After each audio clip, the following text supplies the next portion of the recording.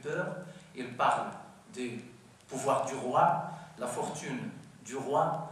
Il y a eu des responsables et des élus dans des régions qui ont refusé que le lobby marzanien s'installe avec ses manières qui portent atteinte aux droits élémentaires des citoyens et que ne respectent aucune loi.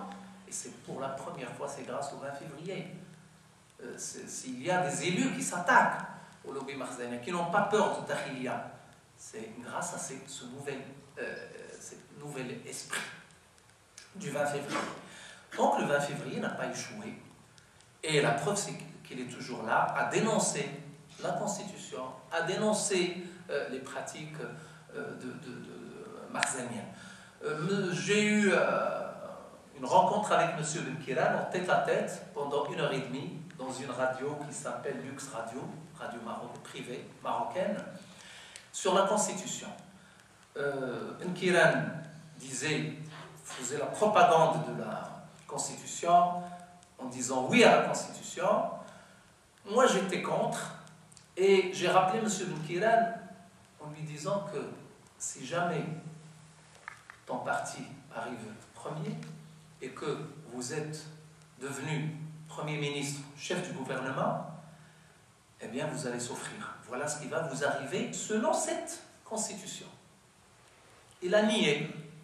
Il a dit, c'est pas possible, il y a une volonté politique, on va changer les choses. Eh bien maintenant, je suis en train de rédiger un article pour M. Benkiran pour lui rappeler exactement tout ce que je lui ai dit il y a 3 mois. Parce que c'est exactement ce qui s'est passé. Je lui ai dit, vous allez avoir affaire à des conseillers qui se placent entre le gouvernement et entre le roi. Lui, il a déclaré à la presse, Narfodo l'Wusata, sanata'amal ma'al malik mubashara. Je lui ai dit, c'est impossible. Vous ne pouvez pas, parce que c'est un système qui est là, qui a ses mécanismes, qui a ses manières de faire les choses. Donc, il va y avoir des désignations d'autres gens à qui vous allez avoir affaire, et non pas le roi. Et bien, c'est exactement ce qui s'est passé. Le roi a nommé Benkiran, et puis il a désigné 28 ambassadeurs. Et les ambassadeurs vont travailler avec le gouvernement Benkiran. Maintenant, le ministre de l'Extérieur, c'est M. Othmani, qui fait partie du PJD, mais qui va travailler avec une armée de fonctionnaires, de hauts fonctionnaires de l'État, qui n'ont rien à voir avec sa politique, ou avec ce qu'il pense, ou avec ses valeurs. Déjà, ils sont là. Et puis, avec lui, il y a bien sûr Youssef Hamrani, qui est là pour freiner la dynamique Othmani. Et puis, il y a des familles arabo-andalouses qui monopolisent ce domaine il y a 45 ans, déjà. Les Fassi, les Islaoui, les Rbati, des familles qui sont dans toutes les ambassades, les consulats du Maroc, qui monopolisent ce domaine. Donc, il y a Othmani comme ministre, mais il y a un monde qu'il ne pourra jamais maîtriser. Et donc, c'est difficile. Sans un changement réel, c'est difficile de gérer les affaires des Marocains dans un cadre démocratique. Parce que le Makhzen a toujours le dernier mot. Et là, c'est un système qui a sa manière de faire les choses et qui n'accepte jamais, c'est-à-dire qu'on lui propose quoi que ce soit. Maintenant, il y a des révoltes grâce au 20 février, justement. Il y a des habitants de Tezount qui sont venus me voir à Rabat à cause des mines d'or de Tafraout pour la première fois, grâce au 20 février. C'est-à-dire l'ONA est allé exploiter les mines d'or du Souss sans respecter aucune loi internationale ou nationale.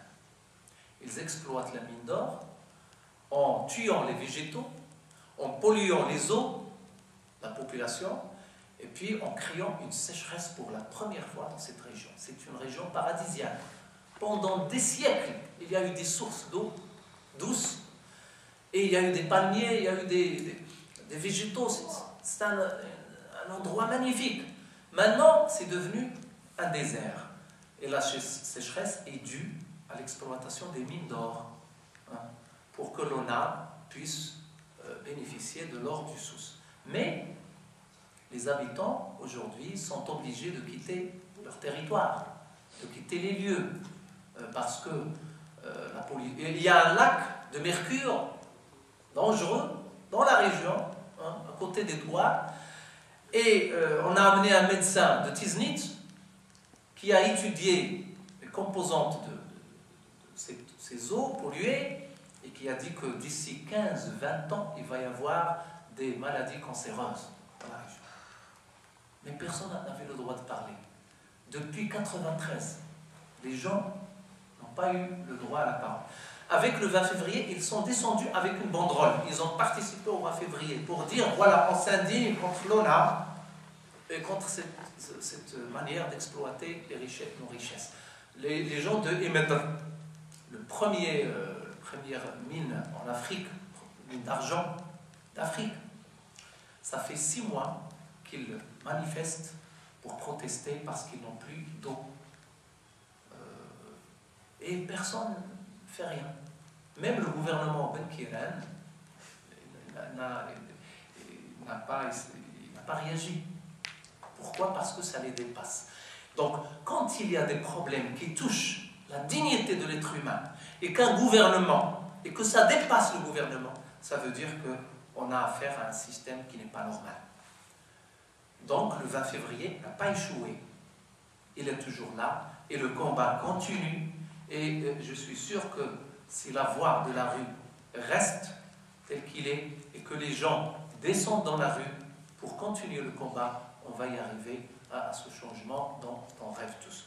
En ce qui concerne, c'est-à-dire l'attitude d'Abdel Hassan, qui a quitté le 20 février dernièrement, eh bien c'était attendu, parce que pour Abdel Hassan, il n'est pas question que le gouvernement réussisse, parce que si jamais le gouvernement réussit, ça veut dire que Abdel Hassan va être dépassé.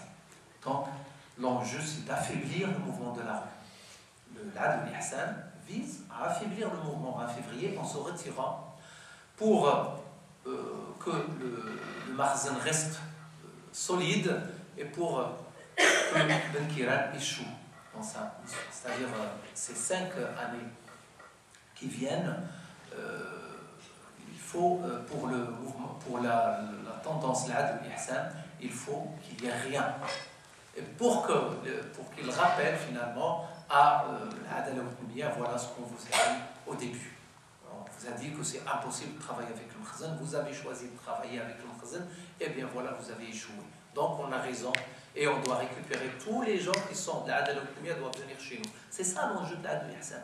C'est la récupération des autres islamistes, des autres tendances, surtout les islamistes du PJD. Et c'est possible, parce que les islamistes des PJD, c'est les islamistes de Tawhid ou l'Islah. Pourquoi ils ont voté PJD? Pour qu'il y ait l'islamisation de l'État et de la société marocaine. Si Ben Kiran n'arrive pas à faire cela, ils vont se diriger vers Cheikh Yassine. Donc c'est un enjeu pour l'Abdel Hassan. L'objectif, c'est d'affaiblir le mouvement 20 février et la rue marocaine pour se montrer après comme une alternative. Mais je crois que le mouvement 20 février restera là et que c'est un mouvement souple. Sa manière de faire les choses et sa manière de s'organiser, c'est une manière souple. Il n'y a pas de chef, il n'y a pas de leader, il y a des Marocains qui unis par un discours démocratique, qui revendiquent la démocratie, qui revendiquent un État de droit, qui revendiquent la dignité pour tous. Donc pour nous, au mouvement Amazigh, la reconnaissance de la mazérité dans la Constitution ne signifie pas que c'est un changement, c'est-à-dire vers la démocratie. C'est un petit pas, mais ce n'est toujours pas une constitution démocratique.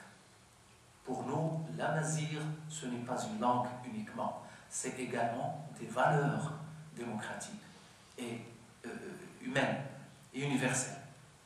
Et avec cette constitution qui reconnaît l'officialité de la langue, on a également des phrases et des paragraphes qui permettent aux décideurs de décider ce qu'ils veulent en absence du du gouvernement. Donc,